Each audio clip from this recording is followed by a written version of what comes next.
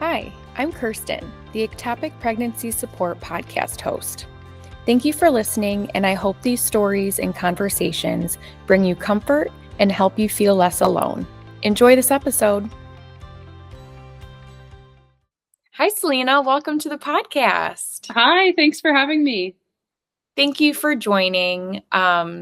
We talked briefly right before we started recording that this is so courageous of you to want to come on and share your story because your ectopic happened just a few months ago. So I want to say thank you so much for being here and being willing to share your story and just sharing it so soon. Yeah, thank you for saying that. I think it was really helpful to me to hear other stories about people who had gone through this. So part of the problem is people don't talk about it. So you're working towards helping that. I'm working towards hopefully helping that. And yeah, I just think it's important. You are definitely going to help other women listening to this. Your story is very, very, very unique. And when I say that to all of the listeners, Selina had an ectopic pregnancy while she had an IUD. And before we dive into her story, I did a little bit of research on how rare that is. And according to National Library of Medicine, they state that based on the type of IUD you have, a woman has a 0.02% to 0.05% of having an ectopic pregnancy. So I wanted to start this episode off to preface how rare it is. So Selina, again, thank you for coming on and being open to share your super unique story. Yeah, of course. Thank you for giving me the space. Of course. So, obviously you weren't planning a pregnancy. So Yeah. take us back to how you found out what happened. So the timing of it was very eerie. My husband and I got married in April 2024. And the day before I went to the ER and figured out about everything, I had a normal appointment with my OB to have my IUD removed, to Whoa. try to start having kids. So like that was part of why I was feeling really weird. But I attributed a lot of the symptoms of the cramping and the, something's feeling wrong down there to like, oh, this is just the removal. So yes, that's very eerie. I got chills when you shared. Yeah. Is that when you found out you were pregnant? When they removed it? Okay. Not when it was removed, but the next day. Okay, so there was no inkling from the doctor perspective that. No. I mean, I definitely felt like crampy and uncomfortable. But until I woke up at like 2:30 in the morning with a stabbing pain, which was the tube rupturing, I just thought it was normal period cramps. Oh my gosh. Yeah. Wow. I was trying to figure out, because I had an IUD as well, and I'm trying to remember if they had me pee in a cup just to rule out pregnancy or not before they removed it. Because usually that seems like their routine whenever you do visit the OB. Just before we do anything, let's rule it out, even though the chances are so slim. Yeah, I wish they did that. That would have been great. Yeah, that would have been nice. Hi, Kirsten here. Sorry to pause the episode, but I want to share a brief ad all about therapy. Rather than trying to reinvent yourself this season, what if you took the time to understand how you already are? Most resolutions don't fail because we lack discipline. They fail because real, meaningful change is built slowly through awareness and consistency. Therapy helped me in more ways than you can imagine after my ectopic pregnancy. A big breakthrough was when I was ready to try to conceive again. My therapist helped me understand and unravel how hope and fear can coexist. It's life-changing to get insights from an expert. If you're thinking about therapy this year, do it. BetterHelp is a trusted sponsor. Joining their service was the best decision I've ever made. BetterHelp will match you with a therapist based on your preferences, their own clinical experience, and over a decade of matching expertise. Make your mental health and growth a positive focus this year. Go to betterhelp.com/ectopic or choose ectopic pregnancy support during sign-up and get 10% off your first month of therapy. Thanks for listening to the ad. Let's get back to the episode. Wow. Okay. So you got your IUD removed the day before, and early morning the next day is when you woke up in terrible pain. Yeah, and I guess to add on to that, so when I got my IUD removed, I was bleeding, but I kind of thought, oh, this is normal bleeding from the removal. Or I also, when I had my period with my IUD, it was sometimes it would skip and sometimes it would be there. So it wasn't regular. And I just attributed that to I'm either having my period right now while they're doing the removal, or this is blood from the removal. So I didn't really think anything of it. Mm-hmm. Yeah. Interesting, because a lot of the symptoms we have when experience an ectopic, when we don't even know about it, we just think that they're natural hormonal symptoms, Yeah. whether it's a period or you are pregnant, but spotting and bleeding can be normal in pregnancy. Exactly. It can be very confusing, and that's hard. That's why it's so hard to diagnose. Yeah. So woke up in a ton of pain. Um, I like went out of bed. I didn't know kind of what was like the source of it. So I thought like, oh, I'll just take some Advil and try to go to the bathroom, lay back down, see if I can go back to sleep. Mhm. Obviously didn't go back to sleep. Yeah. Got on How my did you? phone Yeah.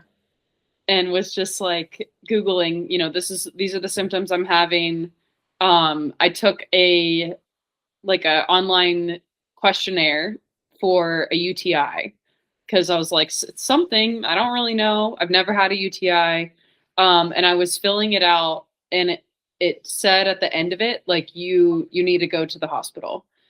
And I was like, okay, I don't know if it's a UTI, but this pain is not going away. So woke my husband up. We go to the ER.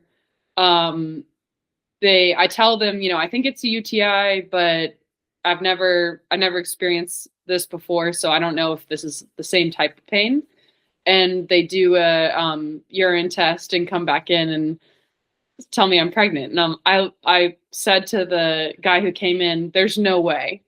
Like, is this a joke?" And he was like, "No, it's. I mean, is there a chance of a false positive?" And he was like, "Yeah, but not really in the hospital setting. Like, we're pretty sure that you're pregnant." So, Oh. so I'm thinking, What did you oh, feel? How did you feel when you were told that? I, I at first it was just complete disbelief, and then a lot of excitement because we had talked about wanting to start trying soon, and it was sooner than we had thought, but it didn't mean that we weren't excited about it. My husband and I had talked about we wanted to have kids, and just like a big rush of emotions all at once. Yeah. Yeah. Yeah. So once you found that out, did they start talking to you about what you could be experiencing? Yeah, so then they started saying, well, because you've had an IUD and it's the percentage of pregnancies where you have an IUD and you still get pregnant, there I think it's like a 50-50 chance. That's what I saw when I was doing research. Yeah, around 50. Yeah, so they kind of said, the next step will be an ultrasound, but we're not thinking that this will be like a viable pregnancy. I'm like, oh my gosh. Oh, Yeah. it's such a strange feeling when you're told you're pregnant and then minutes later you're told that it's probably not viable. Yeah. It's such a whiplash of emotion. Right. And I think at that point I was still kind of holding on to hope of like, we're going to confirm that they said we're going to confirm it's ectopic, but um I was like, okay, 50-50, there's that 50% chance maybe this is just uh I love to be like type A and control oriented. So maybe this is just a moment where I like don't have control and but it's all gonna work out. And then I think it went from that to they did the blood work, saw that my HCG was rising, but it was not like what it should have been. Okay. And then did the transvaginal ultrasound to confirm. And there was a point during the transvaginal ultrasound where I was in a lot of pain. And the technician kind of said, like, oh, I'm sorry. Like, I feel like it's worse if I warn you that it's going to come. But at that point, I was like, I know in my gut that something's wrong. Yeah. Yeah, the transvaginal ultrasound is very uncomfortable as it is, but I can only imagine if your tube is rupturing and they're up there. I just want to go back really quick and say I'm so sorry that you were excited at first and then your emotions flip-flopped into, oh my gosh, I this isn't what I want. Almost like you that excitement was taken away, really. Yeah, Really.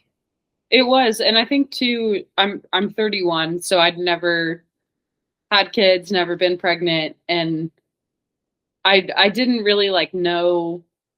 Now looking back, there were a couple signs besides just the rupture of like, oh, my breasts were sore, or what was the other? Oh, like nausea. Like I'm not normally nauseous, but there were a couple moments that I remember feeling like that. And I don't know, maybe, I don't know what I can attribute this to, but Mhm. that, the like loss of, I don't want to say like innocence or like naivete a little bit of, um, you're excited and then you think like it's all going to go well and it doesn't. That's you Mhm. can't really recover. Or No, yeah. well, you can, and I sympathize with you in the fact that my first pregnancy was also ectopic, so it's a lot it's a lot to unpack because there are so many layers there.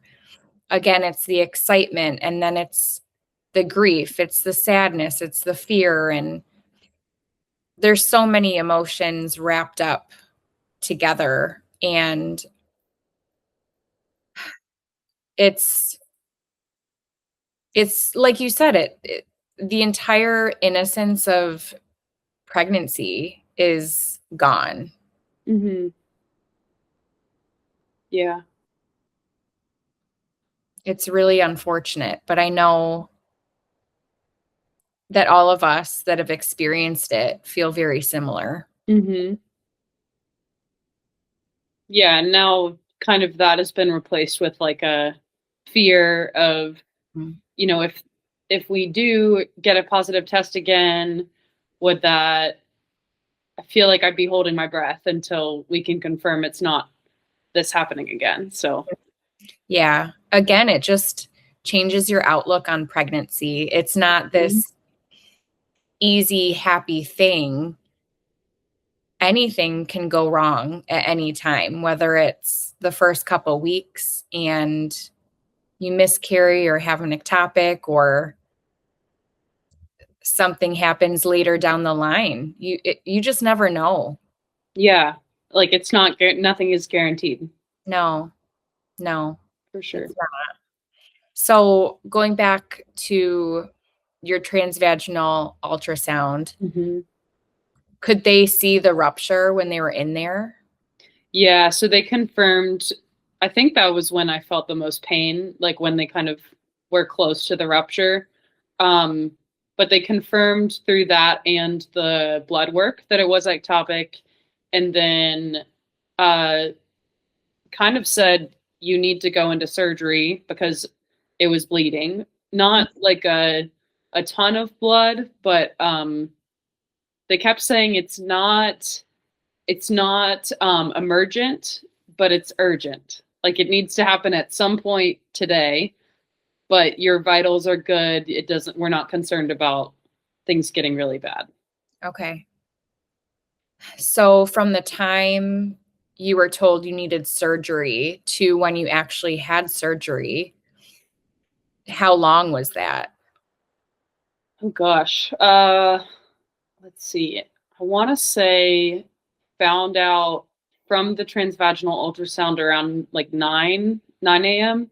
because we got to the ER at 4 a.m. So, you know, very long day. And then scheduled for surgery at like 11:30 noon, and it actually happened at like 12:30. Okay. Wow. Which I remember being really thankful that it did happen, because they kind of said if it happens any later, uh, like 4 or 5 p.m., you're going to be staying the night. And I really didn't want to do that. Oh. Well, that's also interesting because a lot of women that I've spoken to who have surgery, it's an emergency case. So they are told they're having an ectopic and then they're rushed to go have surgery. How was it sitting around for a couple hours while you waited?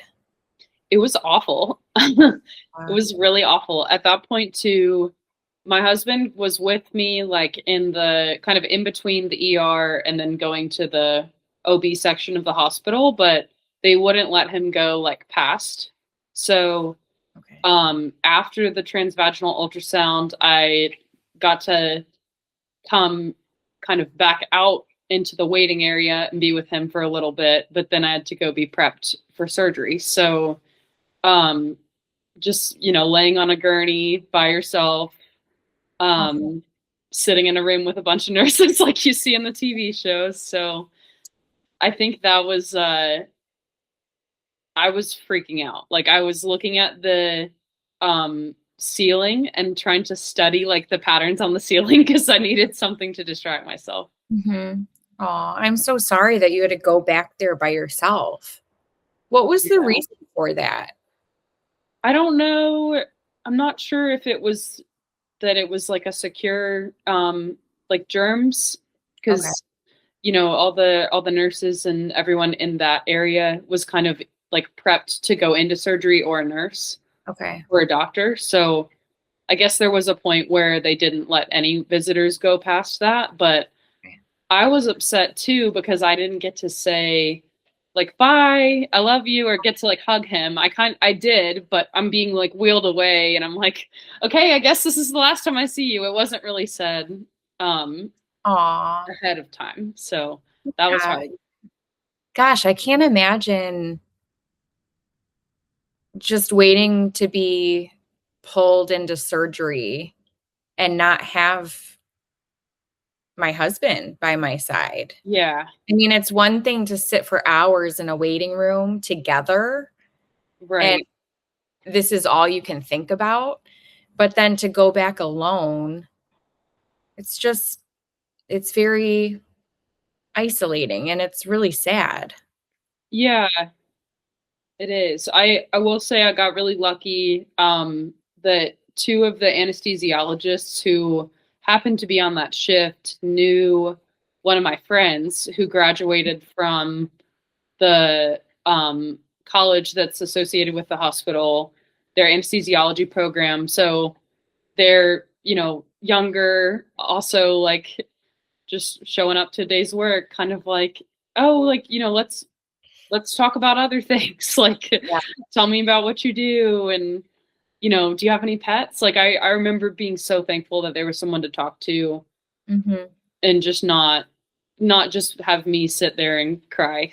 Yeah, that's nice that they were there for you and could distract you a little bit. Yeah. It's actually really funny to be in any sort of medical location. I automatically think of all the lab work I would have to do, and just there's super random conversations you have with medical professionals. Distract yourself. Like, Yeah. I just remember talking about the most random stuff. Like, I remember one day when I got lab work done, it was National Donut Day, and they had a sign in the waiting room that said that. And I remember bringing that up to the lab worker when she was doing my labs, and I just talked about donuts for 10 minutes. That's great.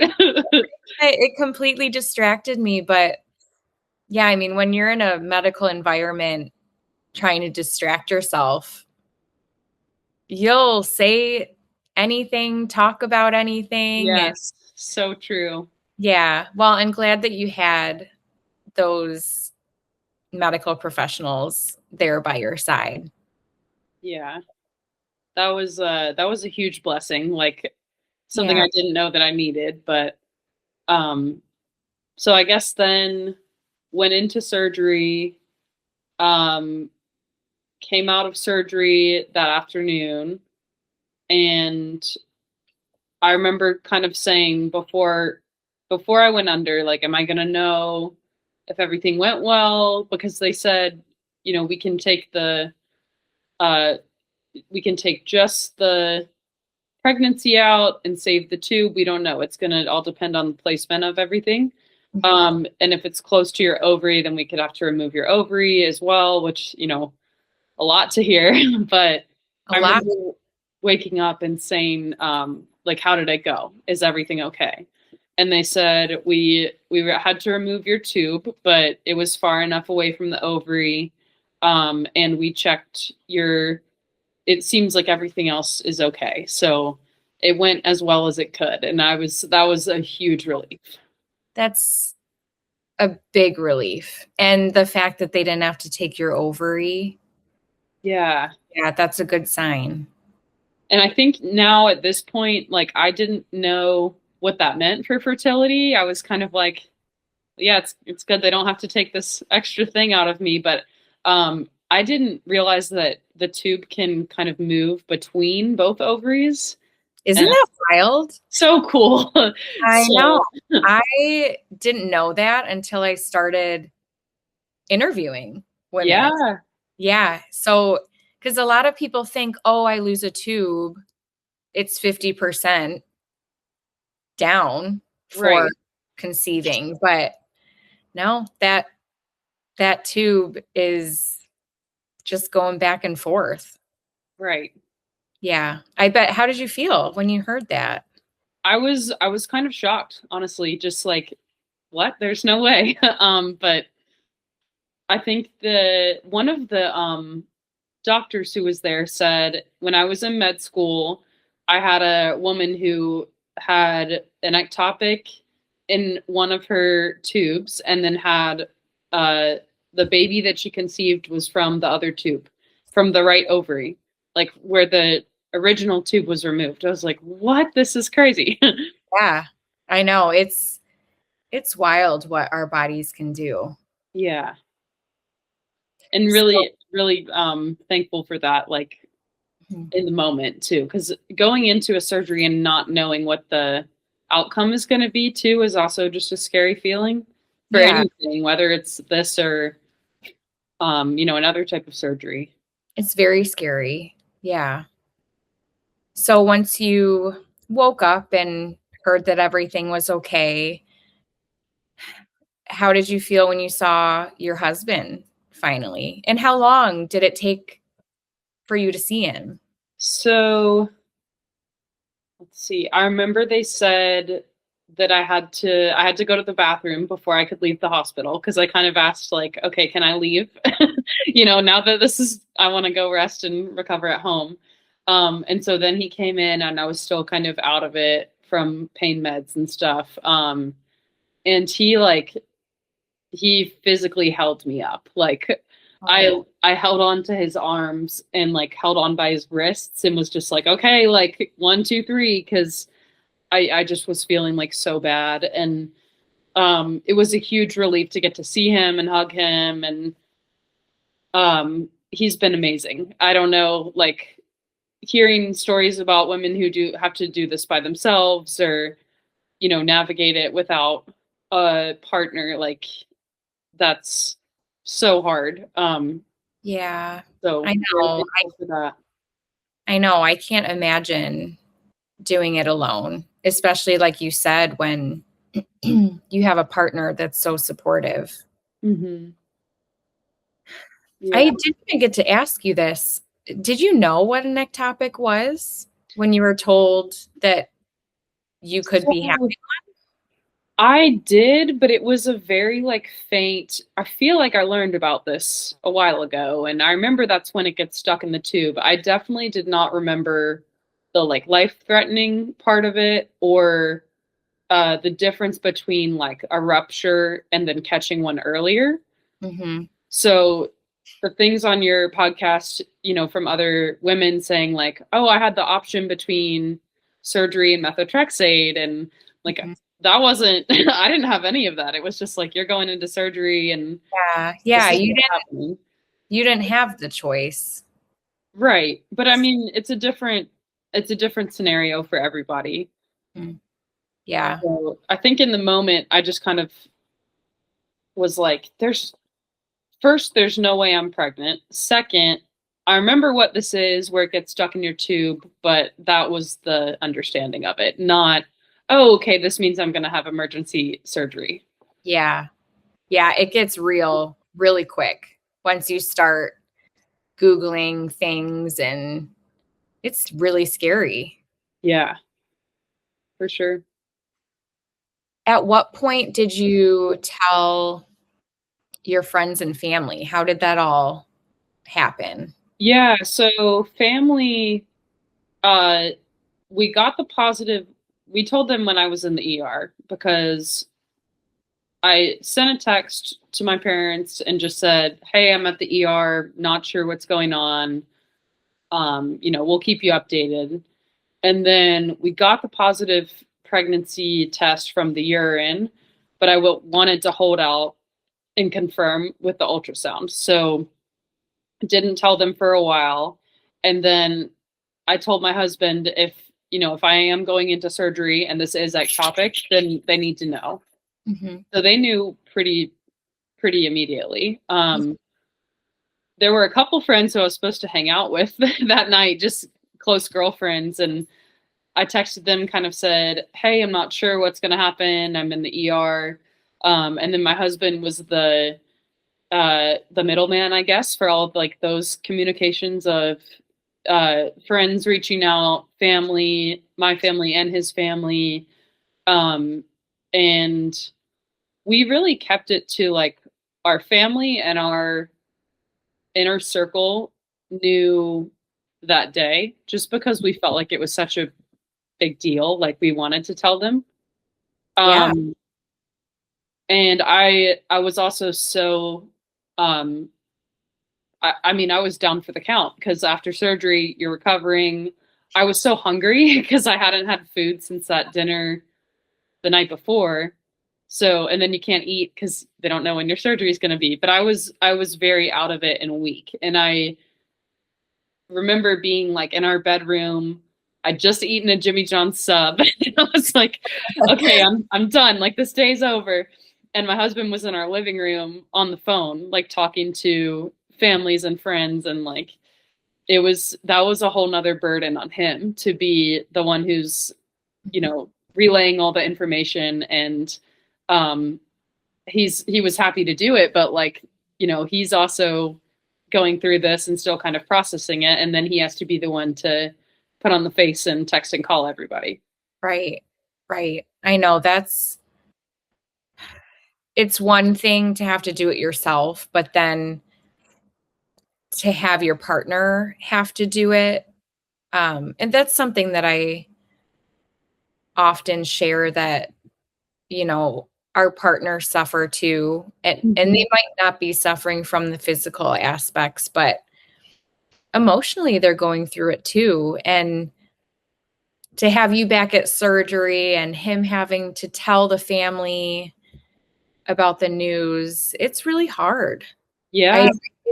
I give partners a lot of credit because it's just a difficult situation. Yeah.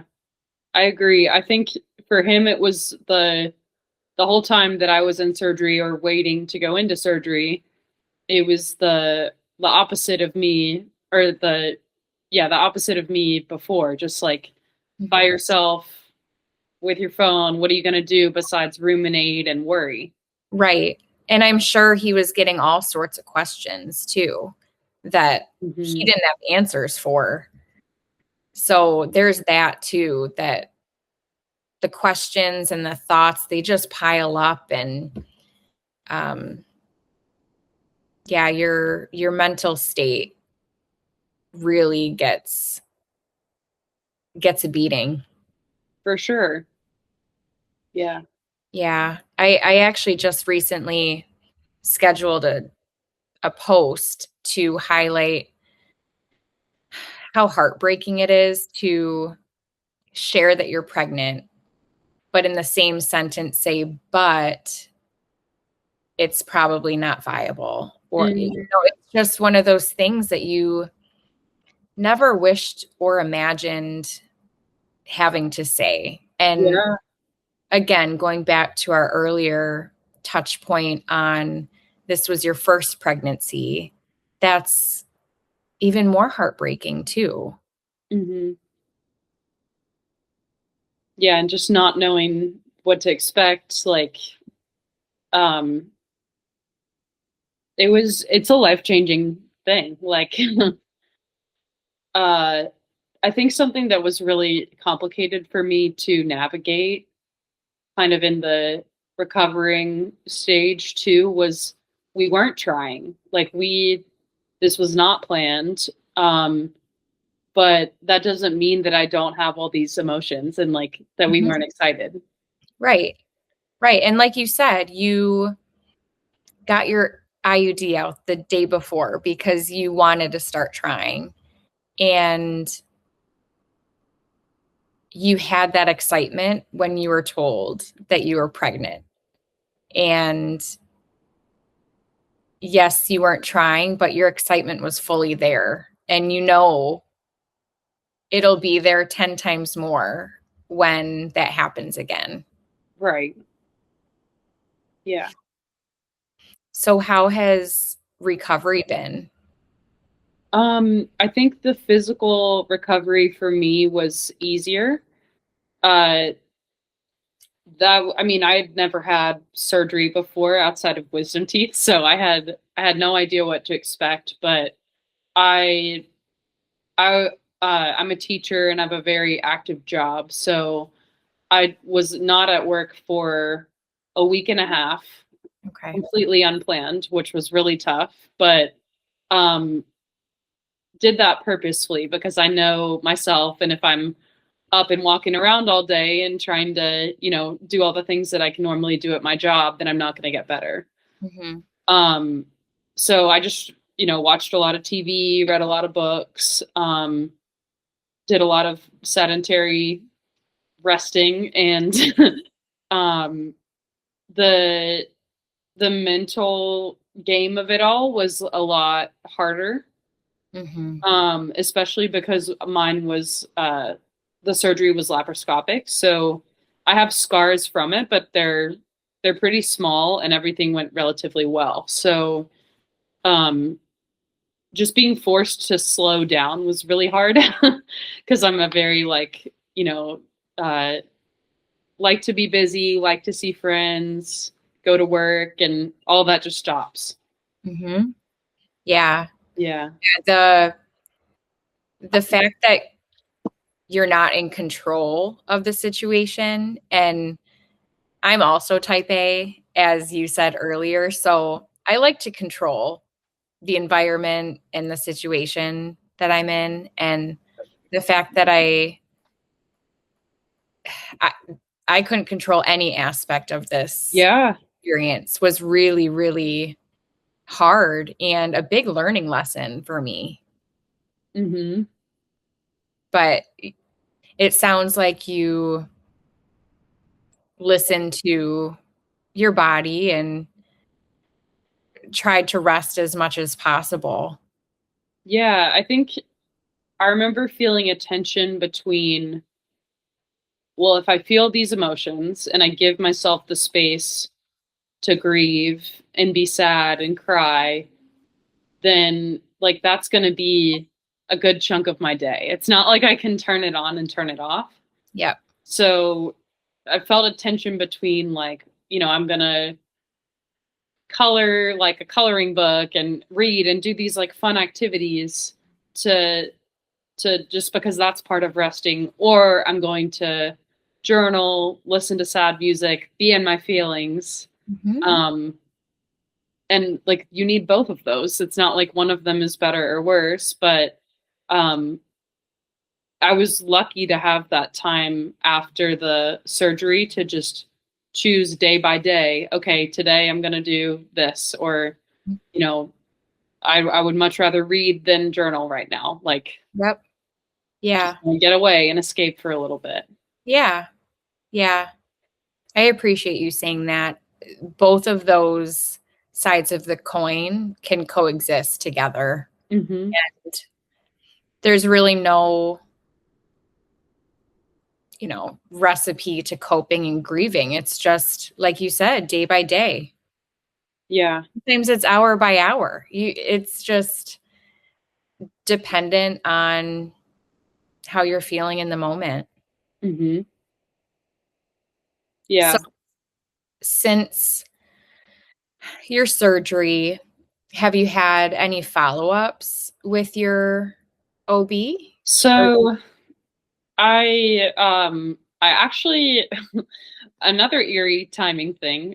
Tomorrow I'm getting an HSG done on my left tube. So okay. hoping it goes well. They said that everything looked okay, but I wanted to know if anything was gonna potentially happen again because of the tube, or I don't know, just be prepared for what could happen. Yeah. Um, and that was a surprising thing too, was kind of saying, okay, this happened, now what? And there's not really, at least to my knowledge, where I am in Tennessee, there's not a ton of like you don't go to like an ectopic pregnancy specialist. That's just your OB. Mhm. So, like, where do I go from here? Because I don't even know if we would struggle with infertility because we weren't even trying. Like, it's just a confusing thing to navigate. It's very confusing. Very confusing. But I think you being proactive and getting the HSG done will be great peace of mind wise. And for those listening that aren't aware of what that test is, it's basically an ink test that is used to see if the ink flows through your tube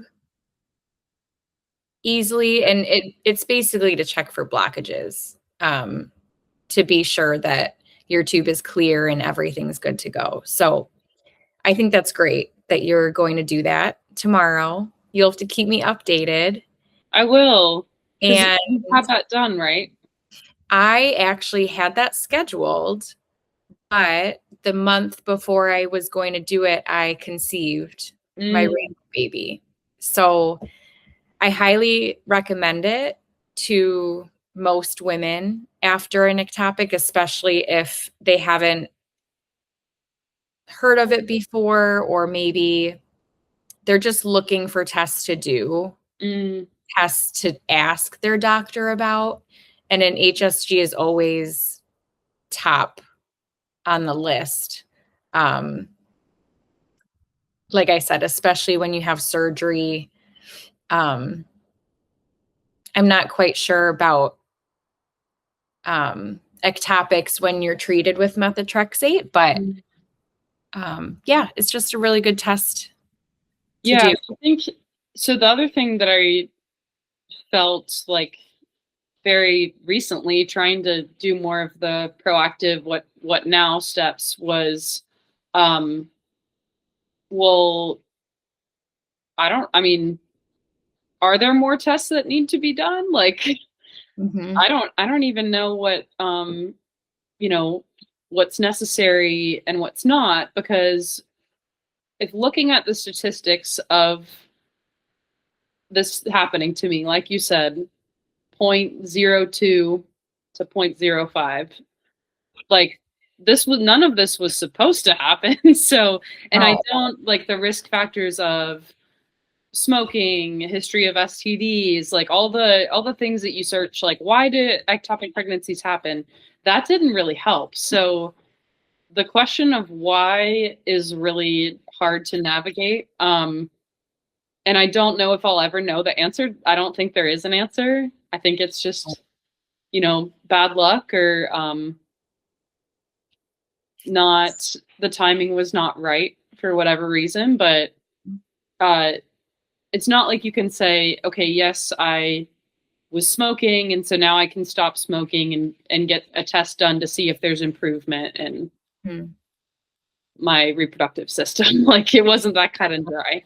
Yeah, I know. It is really hard because you'll always wonder what happened or why it happened. I know a lot of women will go back, in the last week or so leading up to their diagnosis, that they go through what they ate, they go through their exercise routine, and it's almost like you immediately jump to blaming yourself Mm-hmm. based on the things that you did leading up to the diagnosis. But truly, there's nothing that we could have done to cause it. It's just one of those fluke things. And like you said just a minute ago, I always thought, well, it just must have been the wrong time for me. Mm, And I always believe that it'll happen when I'm ready and when it's right. And if I didn't have my ectopic, I wouldn't have had my little boy Roy. And it's just, it changes your life. And um, yes, there are the bad pieces of it, but there are the really good pieces of it too. And right. that's why I mention Roy, because of my ectopic, I had Roy, and I Mm-hmm. couldn't imagine my life without him. Yeah. He's adorable, by the way. I love seeing like your pictures of him and Thanks. his Thank you. his little glasses. He's so cute. His little blue glasses. Yeah. But um, I know what you mean. I feel like for us the like positive things to come out of it were support from like our communities and uh friends and family, family who is further away, finding a way to uh show up, like whether it's FaceTime, calling, sending flowers, mhm. DoorDash gift cards, like you name it. And then friends here Sorry, my dog's in the background. But some of my really good friends here, a lot of them like came by and just sat with me and would bring like chocolate and books and stuff to do. There was a care package that one of my good friends did from like our group of friends, and that was really touching because it was all things that they knew that I liked. So like, a lavender heating pad because lavender is my favorite scent, and a little candle from Trader Joe's, and um it really made me be thankful for like our community and people showing up for each other. That's so sweet and kind that your friends did that for you Yeah. and everyone else that helped support you. But you truly do feel the love and see who's actually there for you after Yeah, this experience. very true. Yeah. Well, I will be keeping you and your husband in my thoughts Thank for you. whatever lies ahead, and specifically for you tomorrow when you have your Yeah, HSP. Keep me updated on that. I And will. I would love to end this episode with some advice from you on, if you're speaking to someone that was in a similar position as you Mm, in September, listening to episodes, finding comfort, what would be your key takeaway for them? oh, that's a really good question.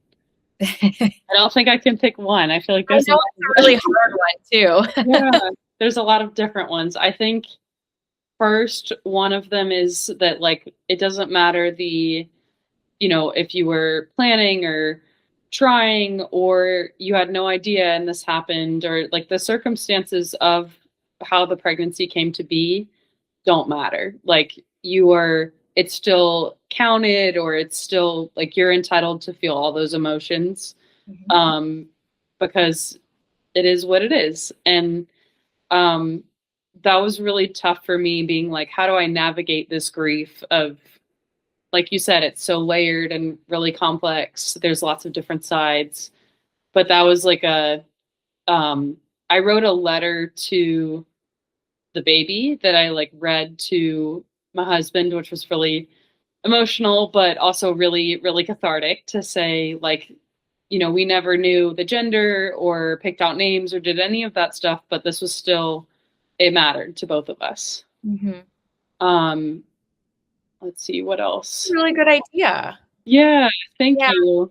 yeah, that's really, It's really not mine. I found it online. I was like, what are they, what can I do after like pregnancy loss or miscarriage? And I just thought that was sweet.